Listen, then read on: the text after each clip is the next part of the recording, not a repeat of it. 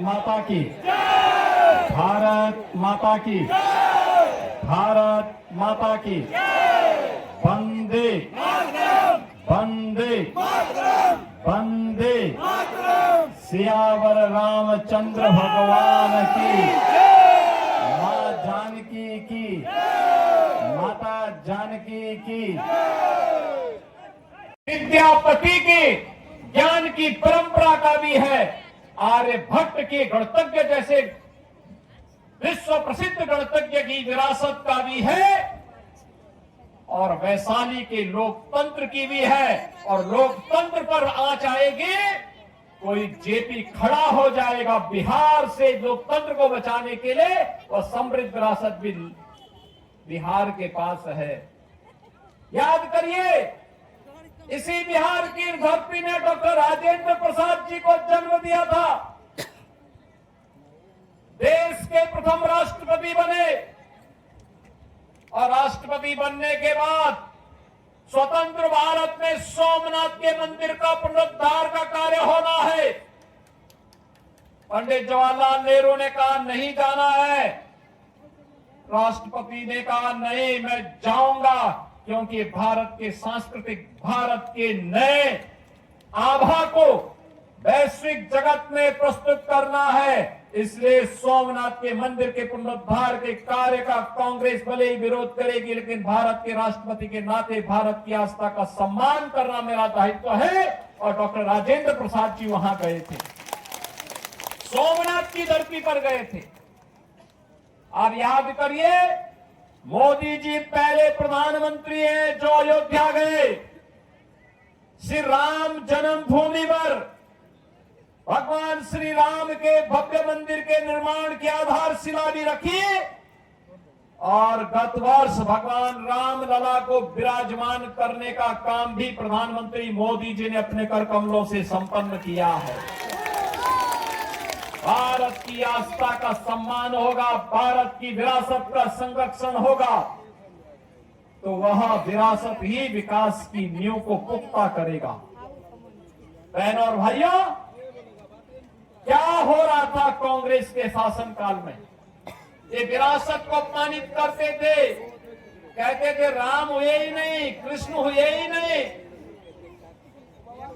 भारत की विरासत को कोसते थे, भारत को अपमानित करते थे, भारत और भारतीयों को गाली देते थे, घुसपैठियों को घुसपैठ करा करके अराजकता पैदा करवाते थे।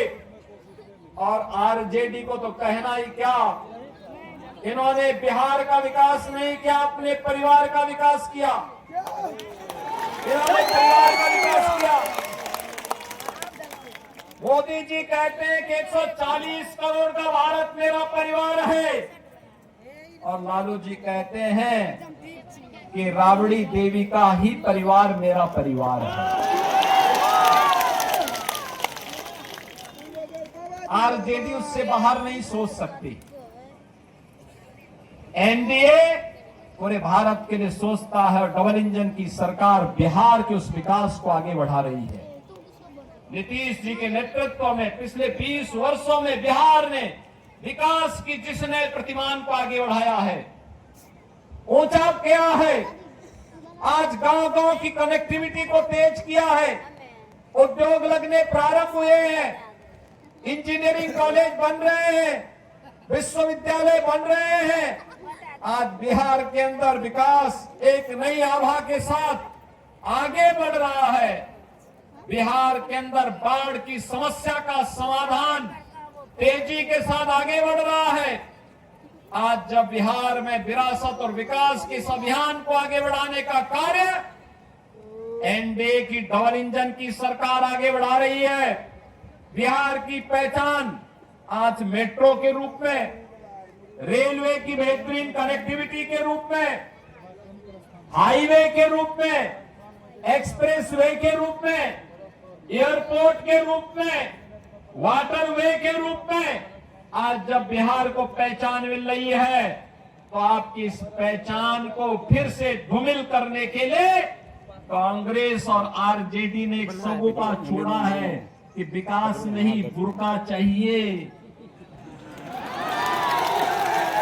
उनको विकास नहीं चाहिए, उनको तो बुर्का चाहिए, जिससे फर्जी वोट डाल करके यहां के गरीबों और दलितों के हकों पर डकैती फिर से डाल सकें। बहनों और भाइयों, ये बिहार के चुनाव में ये विकास की बात नहीं कर रहे हैं। इनको विकास नहीं चाहिए, इनको बुर्का चाहिए। फर्जी वोट डलवाएंगे लेकिन चेहरा नहीं दिखवाएंगे। तीर्थ यात्रा में विदेश जाएंगे, एयरपोर्ट पर चेहरा दिखाएंगे, अपना वहां पर पासपोर्ट दिखा करके अपनी फोटो भी दिखाएंगे, लेकिन बिहार में वोटिंग होगी तो कहेंगे कि नहीं, बुर्का को छेड़ो मत, चेहरा दिखाओ मत, फर्जी वोट डलवाने दो, जिससे बिहार के गरीबों के हकों पर फिर से डकैती डाली जा सके। कांग्रेस और आरजेडी आज ये साजिश कर रही है, लेकिन इनकी साजिश सफल नहीं होने पाएगी। अब इनकी साजिश को सफल नहीं होने देना है, और इसीलिए हम आपके पास आए हैं कहने के लिए, बिहार के सामने कांग्रेस और आरजेडी ने पहचान का संकट खड़ा किया था। याद करिए, इन लोगों ने हर जिले में एक एक बड़ा माफिया पाल डाला था। वो लूटता था, विकास के पैसे को हजम कर जाता था, गरीब के लिए आने वाला पैसा स्वयं खा जाता था। गांव में कोई भी कार्य नहीं हो पाता था। 4 महीने बाढ़ से बिहार त्रस्त रहता था। न हाईवे, न रेलवे, न मेट्रो, न कोई नए विश्वविद्यालय, न कोई इंजीनियरिंग कॉलेज, न कोई चिकित्सालय, कोई सुविधा नहीं मिल पाती थी, और विरासत को तो अपमानित करते ही थे। पर्व और त्योहार आता था, पहले से ही लोगों में अपशकुन नजर आने लगता था कि पता नहीं कहां दंगा हो जाए, कहां गुंडागिर्दी करके किसके किस पर कहर पड़ जाए। बहनों और भाइयों, ये डबल इंजन की सरकार आने के बाद दंगे बंद हुए, गुंडागिर्दी बंद हुई, अराजकता बंद हुई, विकास तेजी के साथ आगे बढ़ा है। आज मेट्रो के रूप में विकास की योजनाओं का लाभ भी बिहार को मिल रहा है। तेजी के साथ गरीब कल्याणकारी योजनाओं का लाभ बिना भेदभाव के हर गरीब को, हर गांव को, हर किसान को, हर नौजवान को उपलब्ध करवाया जा रहा है। आज आप देख रहे होंगे, हर गरीब के पास मकान बन गया। 4 करोड़ गरीबों को देश के अंदर मकान बन गए। सर्वाधिक दिनों तक कांग्रेस ने शासन किया, लेकिन वो मकान गरीब का नहीं बना पाई।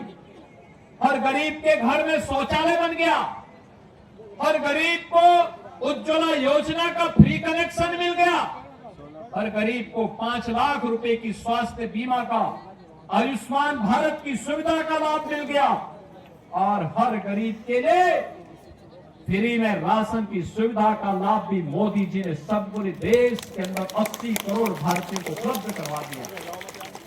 पहले कहां जाता था? पहले सभी पैसा यही कांग्रेस, आरजेडी और उनके जितने भी पार्टनर्स थे, उन सब में ये बढ़ जाता था, गरीब के पास नहीं आ पाता था, गरीब ताकता रह जाता था, और ये लोग यहां का पैसा दुनिया के बैंकों में जमा करके आने वाली कई पीढ़ियों के लिए खजाना वहां भर देते थे।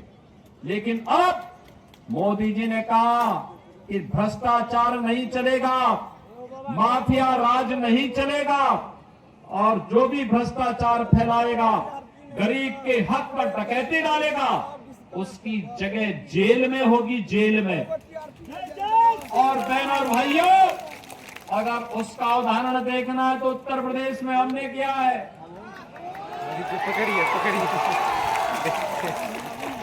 सिद्धार्थनाथ सिंह जी हमारे विधायक हैं, मंत्री रहे हैं हमारे साथ में उत्तर प्रदेश में। इन्हीं की विधानसभा में एक माफिया था, दुर्दांत माफिया था, उसके बंगले को हमने खाली करवाया और फिर बुलडोजर चलवाया। फिर उस वहां पर गरीबों के लिए आवास बनाए, हाई राइज बिल्डिंग बनवाई और गरीबों को फ्री में एक एक आवास उपलब्ध करवा दिया। ऐसे लखनऊ में भी होने जा रहा है।